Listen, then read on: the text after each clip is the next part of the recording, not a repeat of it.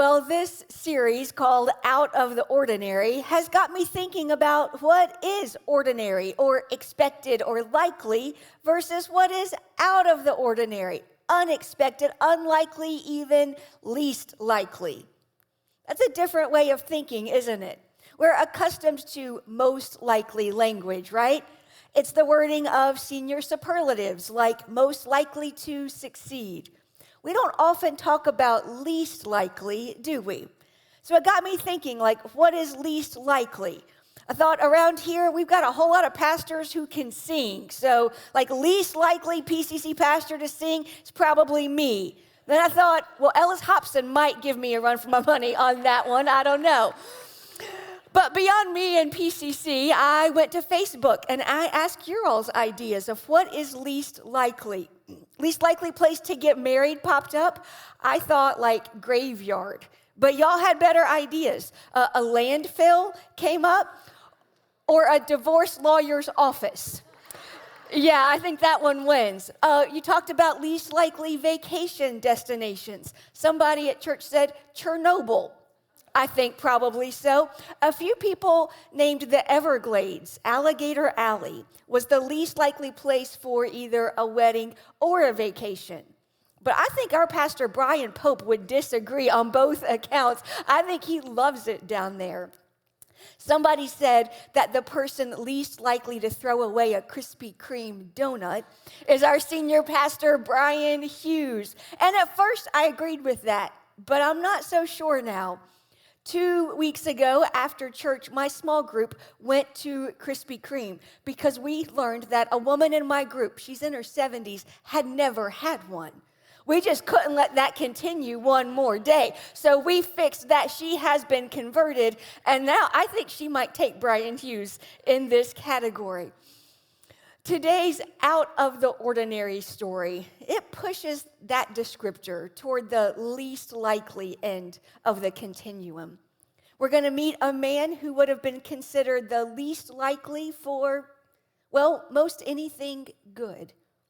We'll see how Jesus interacts with him. Along the way, we'll see where we fit in this unusual story, what Jesus has for us and what he wants from us. First, just a little backstory. Now, Jesus, he came to earth for all people. But while he was here, he lived as a Jewish man among Jewish people. Because until that point in history when Jesus came, God had kind of identified and set apart the people of Israel to be the people of God. Now, that's not to say he didn't interact with anyone else. He did, and we see that in the Bible too. But God had primarily been at work through the Jewish people. So when Jesus began ministering, he gathers a group of Jewish people in an area called Galilee. That's up here. His hometown of Nazareth is up here in this area. Now, it borders a lake. We call it the Sea of Galilee, but you can see by the size, it's really more like a lake. So when we pick up this story, Jesus has been teaching a crowd right beside the lake, and then he and his crew have an eventful night sailing across the lake to this area. This is called the Decapolis. It's one of 10 cities made up this area. One was called Gerasa. Jesus takes his crew all the way down here. Now, until now, they've been up here ministering to people like them. Now they are immersed in Greek and Roman culture and territory.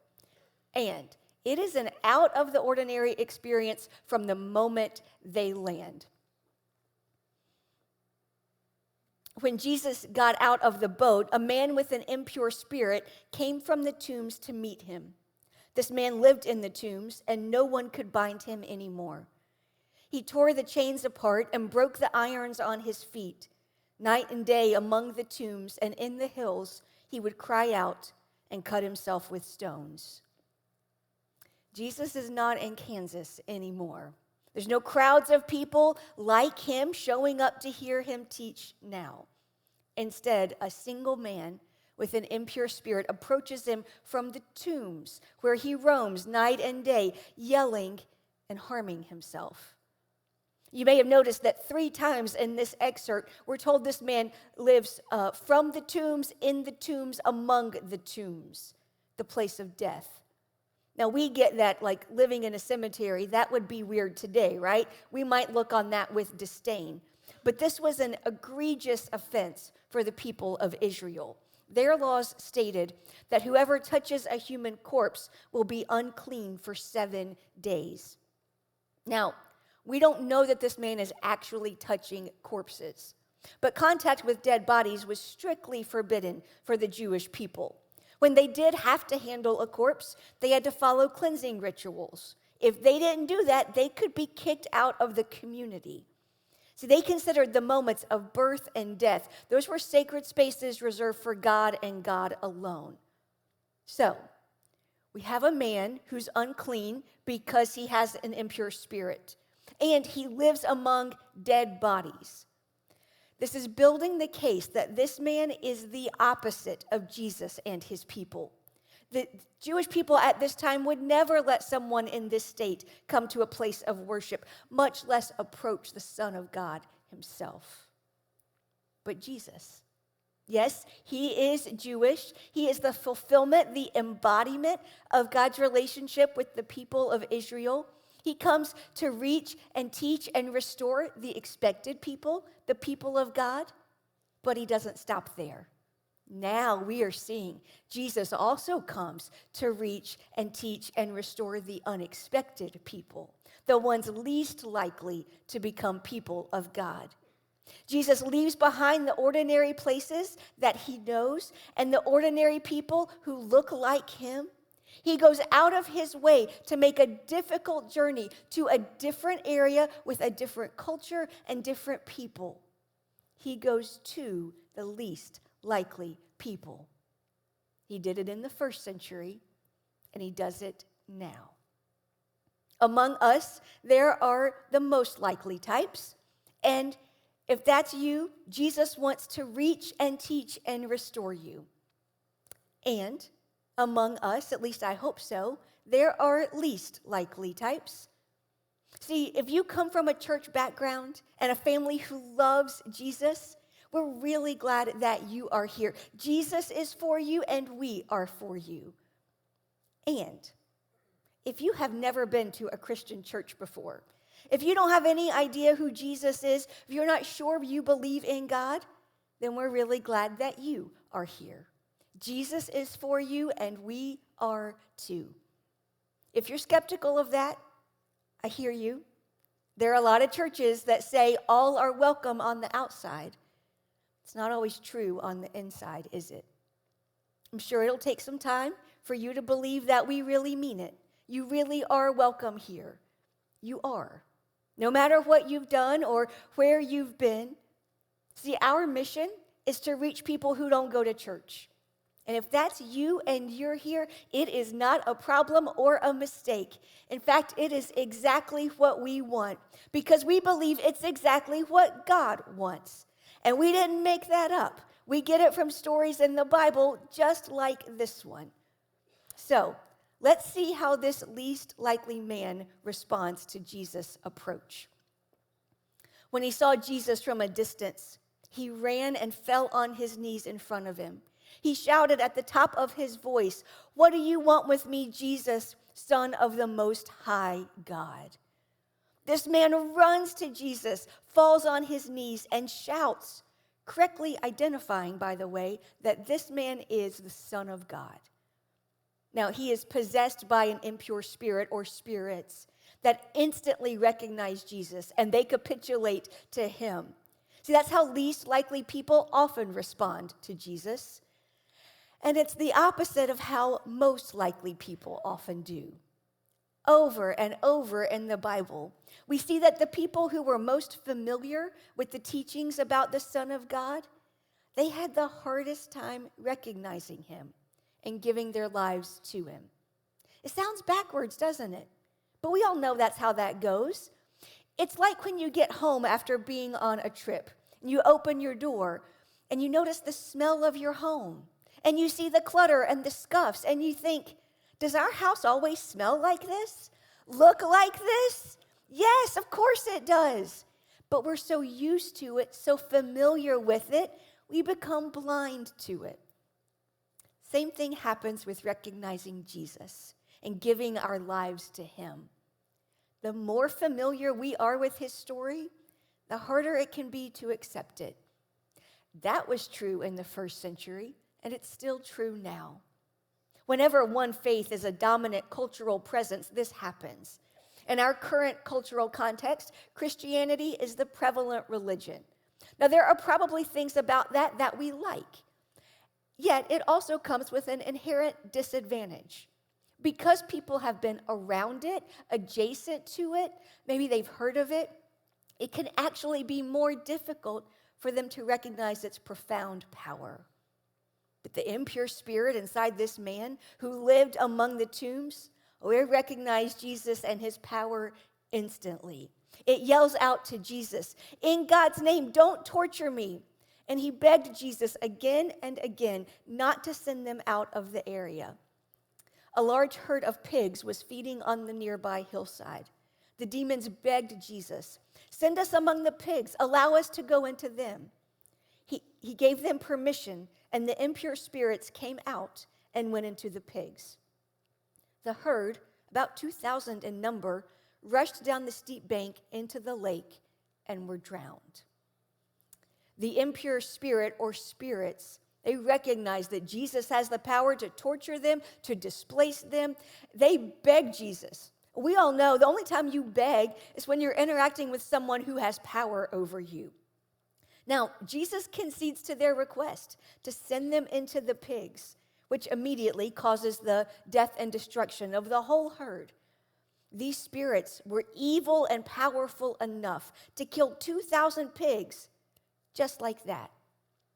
Jesus, however, brought those spirits to their knees, to begging, and ultimately to destruction. That's how powerful Jesus is. And we have access to that power to rescue us. By the way, pigs, they're just another indication of how unlikely this man is to be in the presence of God. The Jewish law in the Bible clearly stated, "And the pig is unclean for you. You must not eat their meat or touch their carcasses." So we've got a man living among dead bodies beside a herd of pigs. In other words, he's as unclean and least likely as it gets. And Jesus intentionally works to get to him. The nighttime boat ride through the storm, worth it. Immersing himself in everything unclean bodies and pigs and spirits is worth it to rescue this man, to set him free, to restore his humanity. Because that's who Jesus is. That's what Jesus does. Now, even though we're not living in a Jewish context today, the same principles still apply. Jesus is actively seeking out his people in out of the ordinary places in least likely ways. No matter what kind of life you may have immersed yourself in, no matter how unclean, Jesus wants to rescue you. And he has the power to do it. He can destroy the things that are destroying you. If you have immersed yourself in a world of pride and greed and selfishness and self-indulgence, Jesus can meet you right where you are and rescue you from that. If you're living in a place of lifelessness, no hope, no joy, no peace or purpose, Jesus can meet you right where you are and rescue you from that.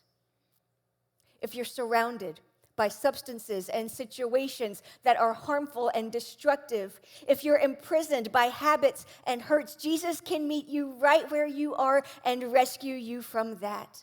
There is no place that's too far, no enemy too powerful, no person beyond rescue.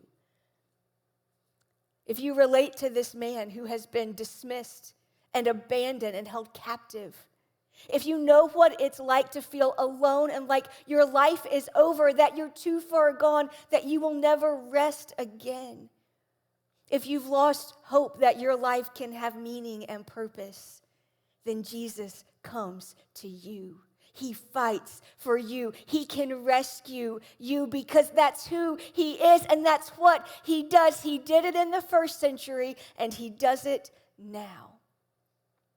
In fact, just in case there's somebody here who wants to accept this rescue that Jesus offers right now, would everybody pray with me for just a minute? God, we are grateful that we get to be in the presence of the Son of the Most High God. We are grateful that you meet us in the darkest, deepest places of our mess. You meet us there. You come to us to bring us out, to rescue us, to redeem us and restore us. God, we're thankful for your grace. We don't deserve it. We give our lives to you. Make them into what you want them to be.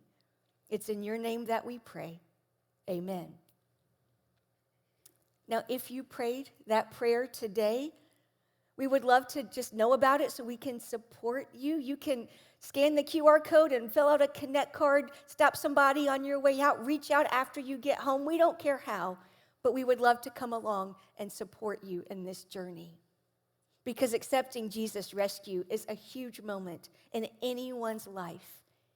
But for most of us, it's not the final moment. That is true for us, and it was true of the people in this story.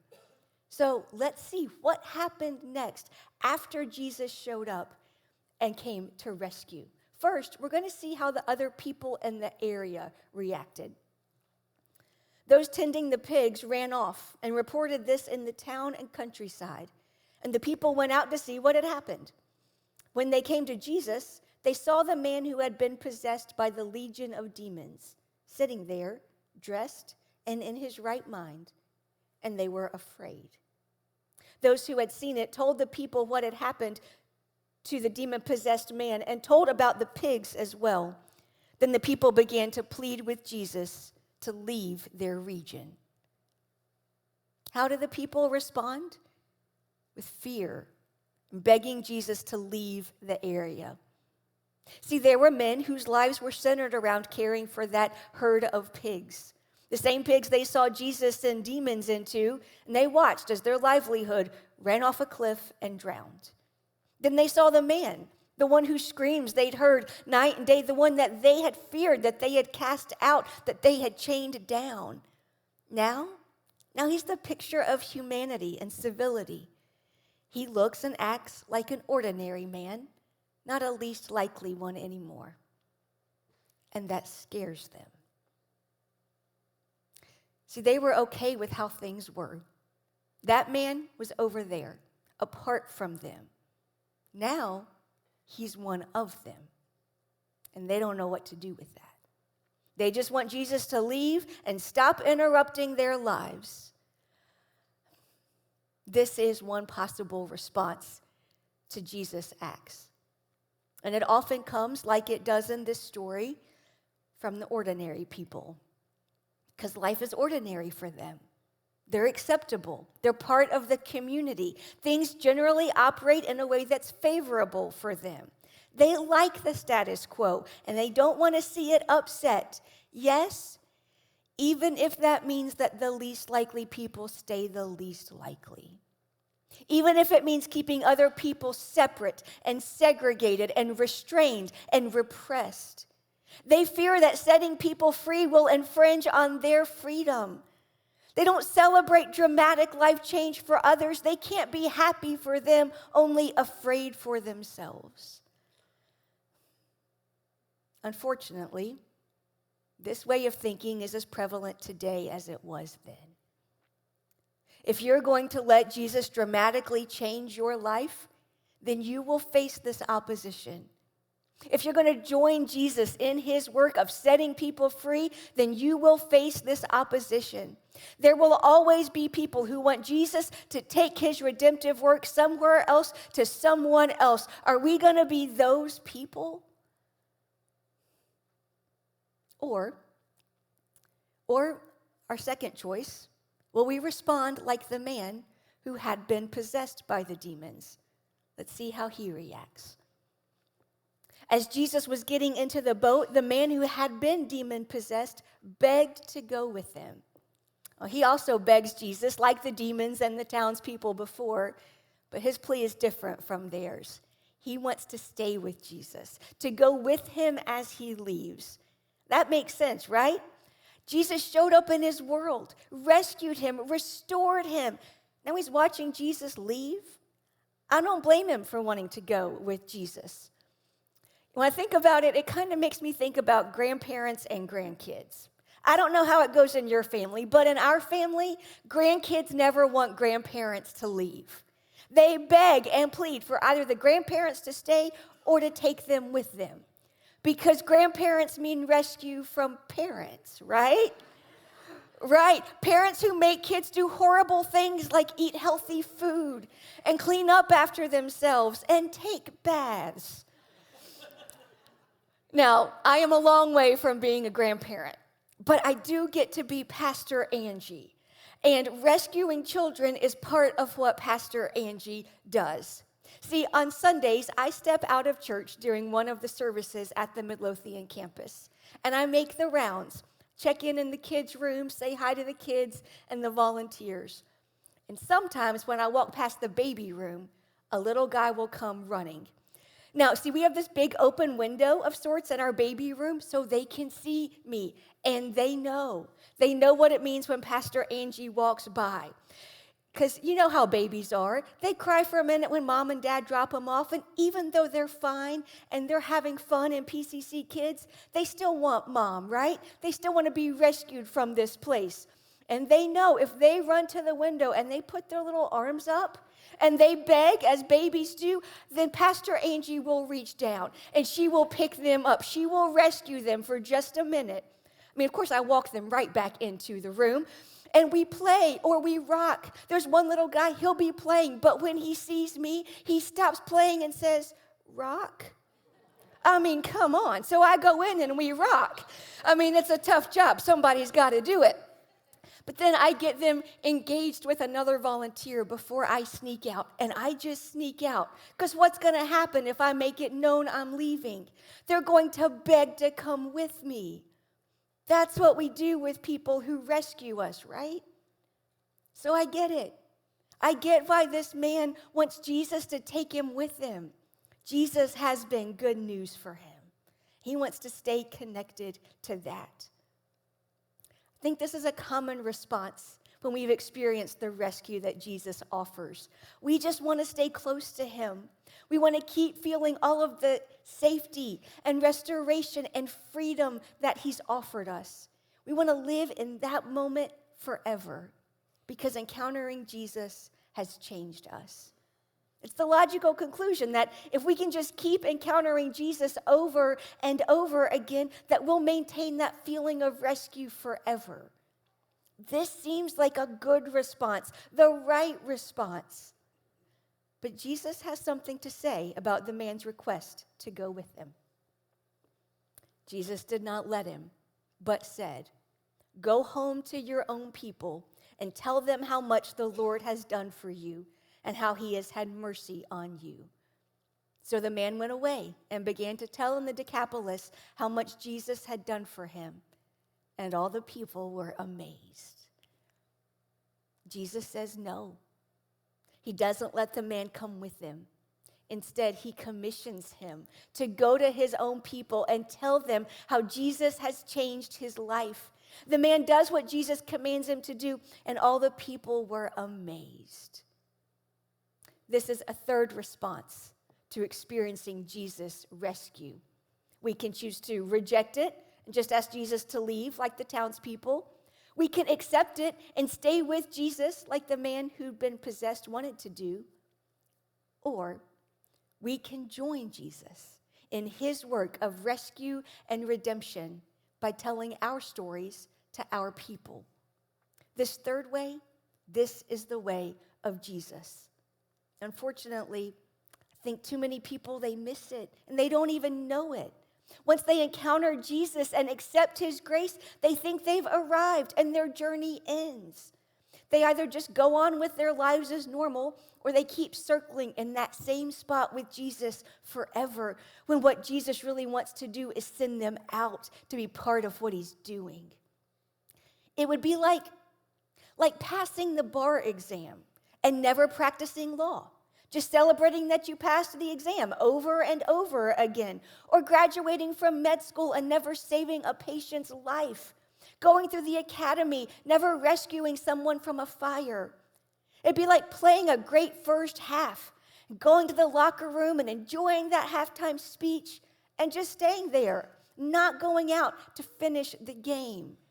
With movies, it's like seeing the first Wicked movie, which was amazing, but not going to watch the next one when it comes out.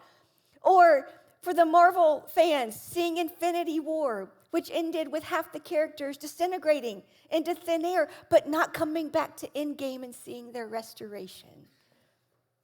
But that's what people do. It's what too many people do. And if that's you, if you keep coming to church like always and reading the same parts of the Bible and praying the same prayers, and you keep circling the same space, a comfortable space where you feel close to Jesus, could I challenge you?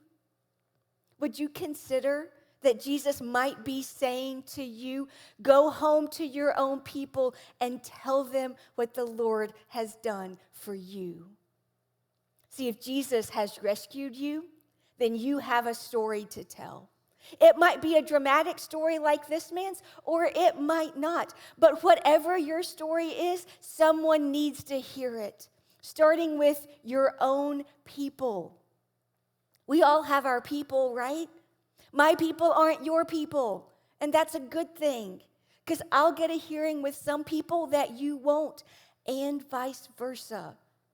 It's one of the reasons we have a teaching team around here.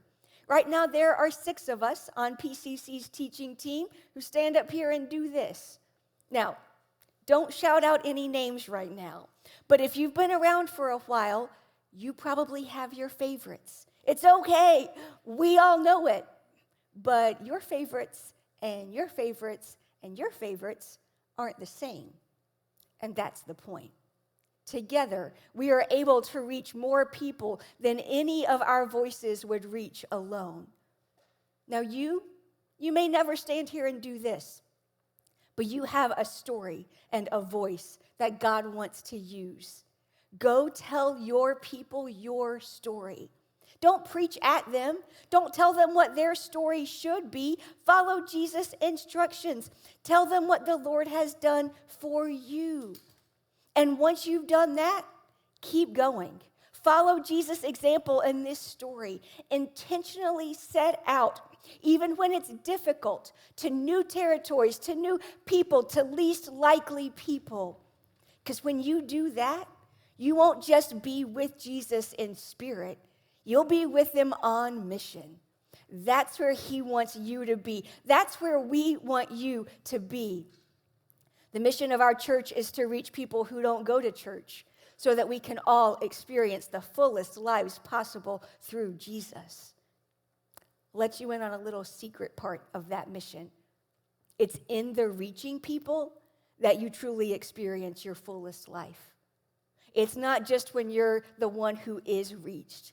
It's when you're the one who's doing the reaching, when Jesus is working through you. That is the job of the entire church. Everyone who has been rescued and redeemed and restored by Jesus. Now, if that's not you, you're off the hook, for now at least. But if Jesus sought you out like the man in this story, if he has set you free, if he has changed your life, then you have a job to do. Tell them what Jesus has done for you so we can all experience the fullest lives possible through Jesus. This is my testimony from death to life. 'Cause grace rewrote my story. I'll testify by Jesus Christ the righteous. I'm justified. This is my testimony. This is my testimony. Yeah. God is moving, rewriting stories, so let's worship him together. Come on. together, sons and daughters, bought with blood and washed in water. Sing the praises of the Spirit, Son, and Father. Our God will finish what He started.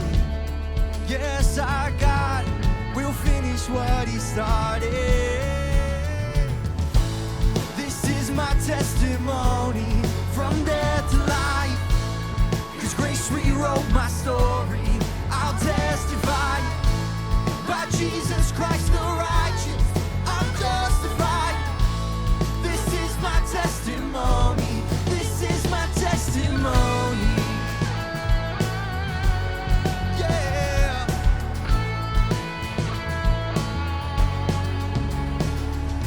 Oh. If I'm not dead, then you're not done.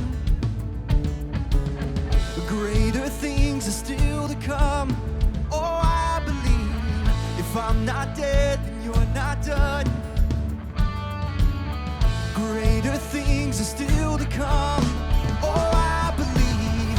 If I'm not dead, then you're not done. You know you're moving. Yeah. Greater things are still to come. Oh, I believe. If I'm not dead, then you're not done. 'Cause greater things are still to come. Oh, I believe. Yeah. This is my testimony from death to life. 'Cause grace rewrote my story. I'm gonna testify by Jesus Christ the righteous. I'm justified. This is my testimony. Oh, I'm alive. This is my testimony from death to life.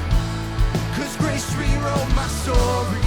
I'll testify by Jesus Christ the righteous. I'm justified. This is my testimony. This is my testimony. Yeah. Oh, you're working, God. Restore it, renew it. Yeah. Oh.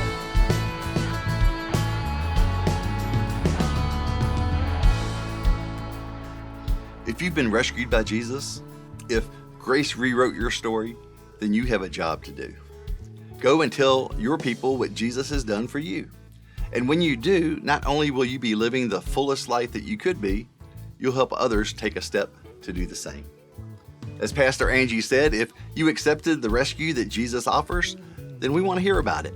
So fill out a Connect card, send me an email at mark.tapscott@pccwire.net, or just let us know today before you leave in the chat. We hope you'll come back next week as we continue our Out of the Ordinary series. We'll see you then.